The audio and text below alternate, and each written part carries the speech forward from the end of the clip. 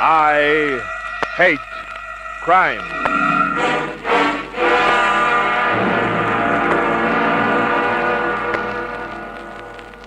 The guy who walked into my office wiped his brow, smiled mechanically, showing 100 quid's worth of gold. Then he fell into a chair, still wiping at the sweat on his face and head. He had a pasty skin, unhealthy little eyes, a paunch, ulcers, and $500,000 in the bank. His name was... Augustus T. Garfinkel. The movie producer? Yes.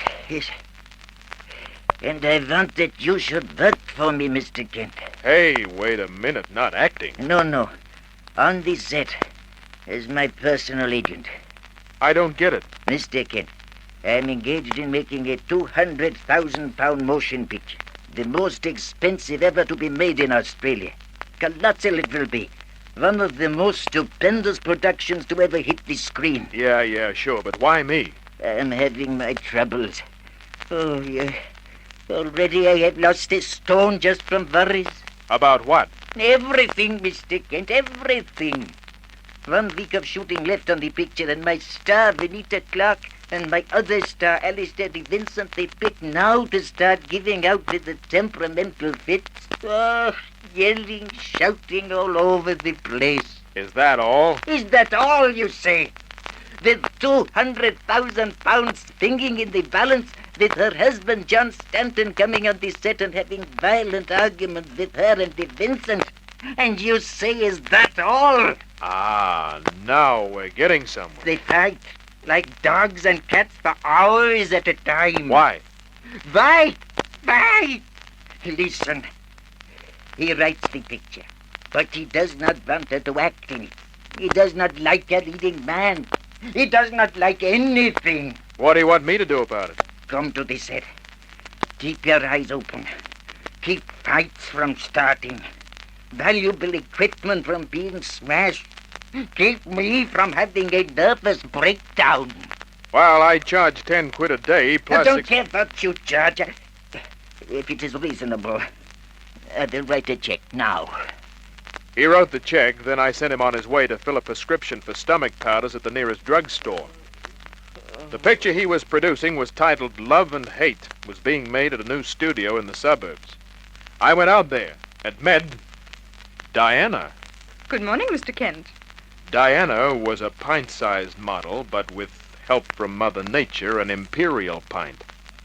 She was as cute as a bug with a turned-up nose, which is what she had, amongst other things. Mr. Garfinkel phoned me and said you were coming. Uh-huh. Now, what'll I call you? Diana Hartley is my name. I'm Mr. Garfinkel's secretary. I thought you might have been one of his leading ladies. That line went out with Rudolph Valentino, Mr. Kent. Well, how about you going out with me? Oh, I'm usually much too busy. Well, I'd keep you busy. Undoubtedly. But come on, Romeo. I'm supposed to introduce you to people. And she did. The first was a guy in a corduroy jacket and a round, sad face. Mr. E. Jason Ward, the director. Hi. Pleased to meet you, Mr. Kent. The assistant director, Mr. Bill Carlson. Hi. Glad to know you. And the co-star of the picture, Alistair de Vincent. Hi. How do you do? Mr. Kent is a private detective, gentlemen. He's been hired by Mr. Garfinkel. Oh. Will you be all right now, Mr. Kent? Uh-huh. Maybe I'll see you around some more, huh? Maybe. Good morning. So long. Mr. Kent. Yeah? Exactly why did Mr. Garfinkel engage you? Well, I guess he's afraid somebody might try to steal the picture. How very funny. Well, it's a lot better than some of the lines in the picture. Particularly mine. Now, let's not start on that, Alistair. Well, you know it's the truth, Jason. In all my years as a star, I've never been required to mount such atrocious dialogue. It was written by one of the best men in the business. Yes, Venita's husband, who hates me. Now, that's a bit silly, Alistair. Is it? Of course it is. John Stanton has built himself a good reputation. Yes, but to hurt my reputation, he'd do anything. He's jealous of Oh, me. Alistair, please. Well, it's true. Did you ever notice his face when Venita and I are going through a romantic scene? Oh, you imagine things. 10 o'clock, Mr. Ward. Thank you. Time to begin shooting, gentlemen. Where is Benita? Probably trying to camouflage her bruises. Bruises? Yes. Only a matter of minutes ago, there was a violent argument. Alistair. I'm going to tell Mr. Kent, Jason. You see, Mr. Kent, John Stanton was here this morning. Take your position for the scene, Alistair. In a moment, Jason, just as soon as Venita arrives on the set. Carlson, go to Benita's dressing room. Yes, Mr. Ward. Well, as I was saying, Mr. Kent, John Stanton arrived and went straight to his wife's dressing room. He was in a very bad temper, and so he took out his feelings on Venita. How do you know that? Oh, well, I wasn't eavesdropping, if that's what you're suggesting. We all heard the row from here. Unfortunately, the dressing rooms aren't soundproof. Why do you insist on gossiping, Alistair? It's as good a way as any to pass the time, Jason. You see, Mr. Kent, Venita has always been friendly with me. Stanton knows that, and he's insanely jealous.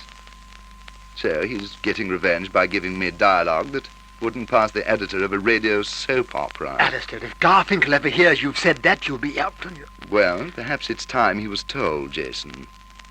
I'm not so sure he'd like the idea of an actor being crucified. Mr. Ward! Mr. Ward! Carlson! Carlson was standing 100 feet away, mouth open, face white. It's Benita! Benita! The three of us ran across the set. Carlson, gulping, pointed towards a half-open door. We went past him. Good heavens! The dressing room was small, square. A couple of beams ran across the ceiling. Around one was tied a piece of rope. At the other end was Venita. Oh, no. A knife. Cut her down. I was already doing that. Then I carried her body to a lounge. Her face was purple. Dead. As dead as you can get. I knocked. When she didn't answer, I thought she might be asleep. So I opened the door. Yeah, well, we'll have to call the cops. Where's the nearest phone? Other end of the set. I'll call them. Right. Now let's all of us get out of this room. He killed her. Stanton, her husband. I told the big ham to shut up. We went outside. 15 minutes later, homicide arrived. Sergeant Jim Barker in charge. Come into that dressing room, Mr. Kent. Right.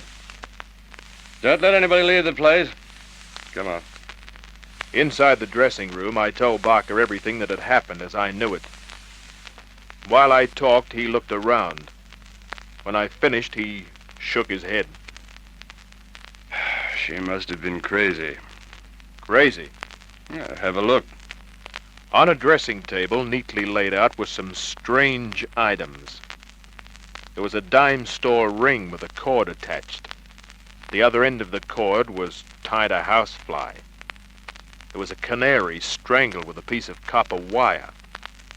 A clockwork mouse with a blue ribbon around its neck.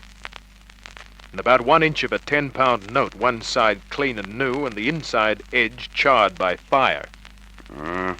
Only a lunatic could collect all that.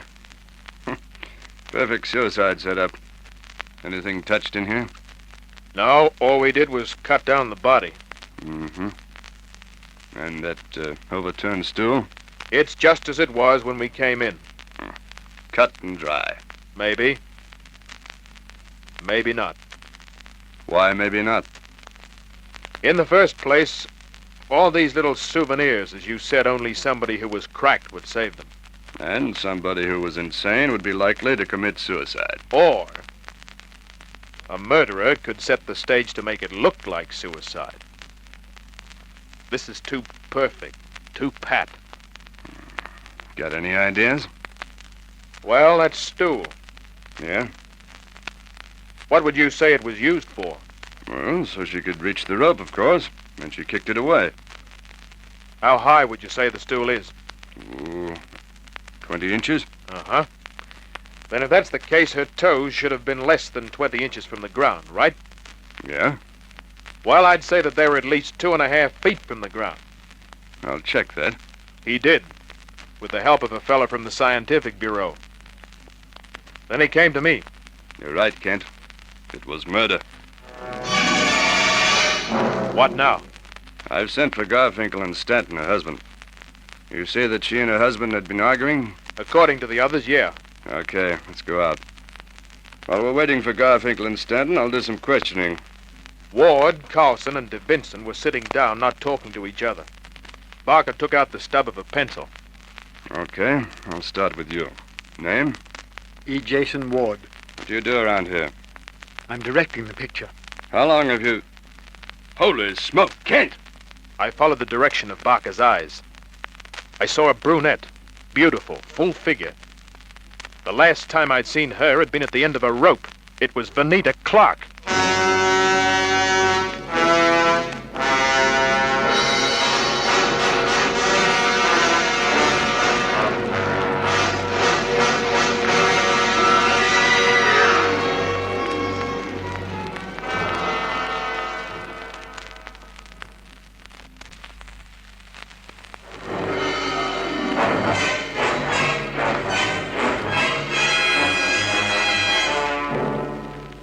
When I saw Venita Clark walk onto that set, I was like Sergeant Barker. I just stared.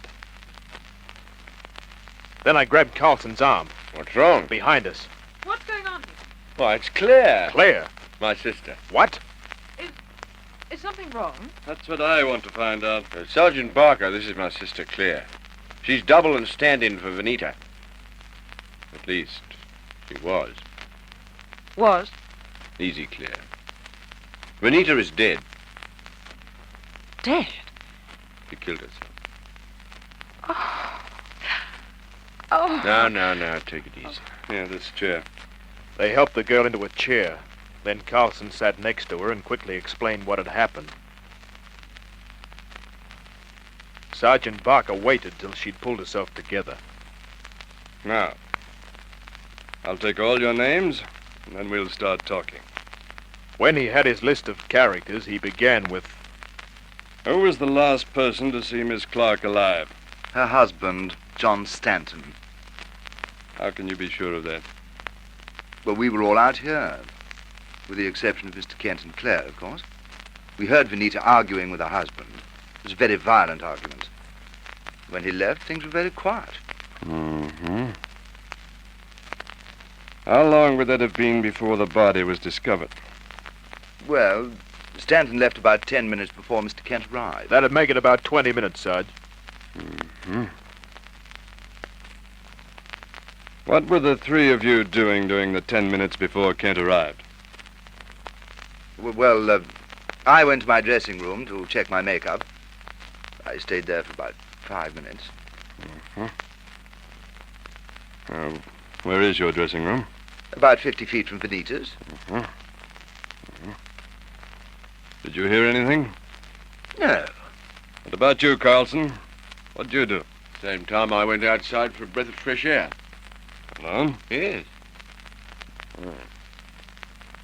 Then none of the three of you can give proof of his movements every minute of the time. You don't mean to say, Sergeant, that you suspect this was murder? I do. Oh, no. Yes, Not Miss murder. Carlson. Who's in charge here? Who are you? John Stanton. Where's my wife? The doctor's with her. You'll have to wait a while. All right. Sit down. I understand you had an argument with your wife in her dressing room. That meant nothing.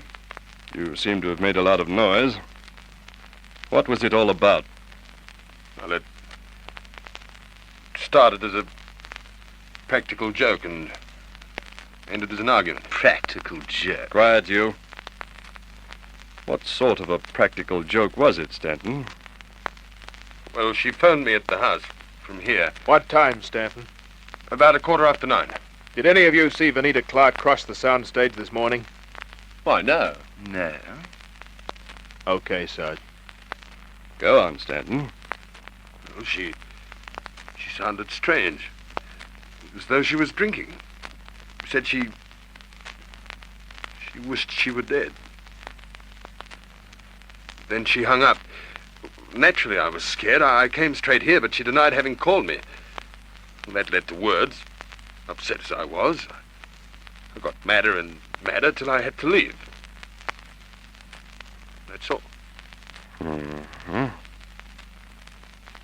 Did you notice anything odd on her dressing table while you were with her? What do you mean? Never mind. If you'd seen it, you'd know what I mean. Sergeant Barker. Yes, Doc? She died of strangulation, all right, but there's a bruise near her right eye that I can't account for. It was Stanton. He hit her when they argued. Why, you cheap gigolo! Gigolo? Quiet, everybody, quiet. Here. What is this? What is going on? What has happened to my poor Venita? Oh, who's this? Garfinkel. She killed herself, they tell. With a week to go, yet she kills herself. All right, Garfinkel, relax. What happens to my picture? What can I do? Right now, you can go into your office with me. Come on, Kent.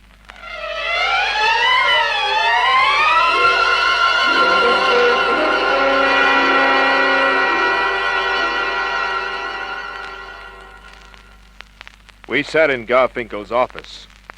The producer, Barker, and me. Garfinkel was given the facts up to date. Oh, murder, you say. Murder. Yes, Mr. Garfinkel, that's how it looks. Garfinkel sat back in his chair looking very much like a turtle. Then all of a sudden his face lit up. He'd thought of something that must have been pleasant. Barker glanced at me with an odd look on his face. Chip in whenever you like, Kent. Thanks. I'll start now. Mr. Garfinkel, was Benita insured by your outfit? Of course. We always insure an actor or actress before a production starts. Will her death cause the picture to be scrapped? Well, I was just thinking how it could be saved. They will use Clark Carlson to finish it. With long shot mostly. Then we will dub in the words. Uh-huh. Then even if the picture is a turkey, you make a profit, right? Well, Answer it, Garfinkel. Yes. Yes, they would.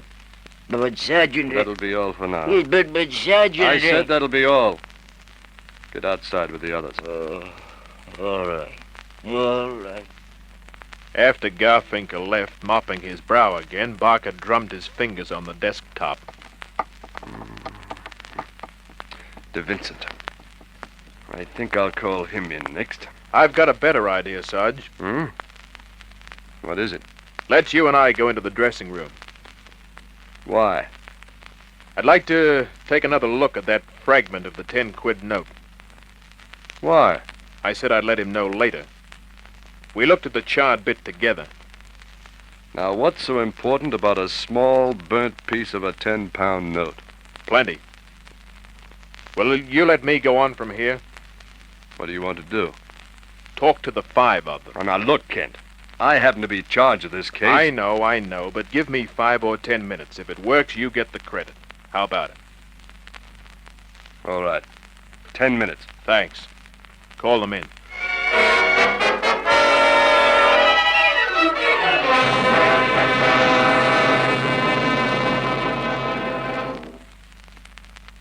In a few minutes, they were all there, doing their best to keep from looking towards the sheet-covered body. Go ahead, Kent. Right. First of all, she was killed by someone with a very good set of motives. Who did it, Kent? Who was it? Simmer down, Stanton. You'll find out soon enough. But who would kill poor sweet Venita, Mr. Kent? The one who planted these little trinkets on a dressing table. Ever see them before, Stanton? Why, no. Cheap ring, dead fly, mechanical mouse, a strangled canary, part of a burned 10-quid note. I don't understand this. I do. Altogether, they make clue number 1, pointing to a suicide. Clue number 2, that phone call you received this morning, Stanton. You say your wife sounded odd. Almost as though she were drunk. Mm-hmm. But I know better than that. Benita never drank. That call was made for 2 reasons. 1, the strangeness of your wife would later point to the plausibility of suicide, if the cops believed you. If they didn't, there was reason number 2. It would point to you as her murderer. But I didn't kill her. I couldn't. I loved her. Take it easy. No accusation has been made. Not yet. Back to the phone call. Only one person could have made it. Venita didn't because she didn't leave the dressing room, and to get to a phone, she'd have to cross the set. Now, there was someone else. Someone who looks like and can sound like Venita. No. It was you, Claire. Get away from my sister. Grab him. I've got him. You hold still. You and your sister worked it together, Carlson. That's a lie. I'll just take your wallet. Easy, Carlson. With Venita out of the way, the picture unfinished, Claire could write her own ticket. How about that, Garfinkel? Oh, she would have me over a barrel if she wanted. That's just what she would want, and Carlson, too. You can't prove a thing. Yes, I can. Here, Sarge, this was in his wallet, A 10-pound note. with a quarter of it clipped off. He burnt the edge of that and planted it with the rest of his little curios. Why would he do that? Because he's so fond of dough. You see, a bank will redeem a note if it's at least 2/3 intact. I never saw that. Never. 10 quid, Carlson. You might have been able to buy your life for 10 quid. Think of that when they put a rope around your neck.